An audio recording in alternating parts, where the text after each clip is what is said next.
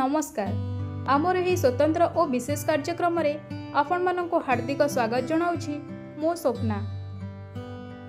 प्रत्येक सूतारे लुचि रही एक कहानी, प्रत्येक बुणारे लुचि रही आम समृद्ध परंपरार अमूल्य ऐतिह्य। प्रतिवर्ष अगस्ट 7 तारिख में भारत पालन करे जातीय हस्ततंत्र दिवस। एही दिनटी सेही दक्ष हस्ततंत्र बुणाकार मानक समर्पित, जो मानकर निष्ठा परिश्रम और कला कौशल पीढ़ी पर पीढ़ी आमर सांस्कृतिक ऐतिह्य को जीवंत रखिछि। एही दिन 1905 मसीहार स्वदेशी आंदोलनर ऐतिहासिक आरंभ को मध्य स्मरण कराए। कोलकातार कोलकाता टाउन हॉल रु आरंभ होइथिबा एही आंदोलन देशवासी को विदेशी सामग्री वर्जन करी स्वदेशी उत्पाद को ग्रहण करिबार आह्वान देइथिला। आज मध्य सेही आत्मनिर्भरतार संदेश आमको प्रेरणा जगाउछि। एही ऐतिह्य को सम्मान जणाइबा पई 2015 मसीहारे भारत सरकार जातीय हस्ततंत्र दिवस पालनर आरंभ करथिले।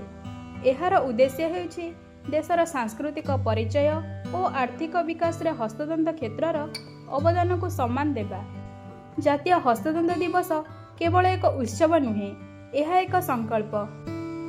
लक्ष लक्ष बुणाकार और कारीगर को सशक्त करिबा, सेमानकर जीविका को सुदृढ़ करिबा, परिवेश अनुकूल हस्तनिर्मित वस्त्र को प्रोत्साहन देबा एवं भोकाल फॉर लोकाल भली अभियान माध्यम स्वदेशी उत्पाद व्यवहार को उत्साहित करबा हेउछि एही दिनर मूल उद्देश्य।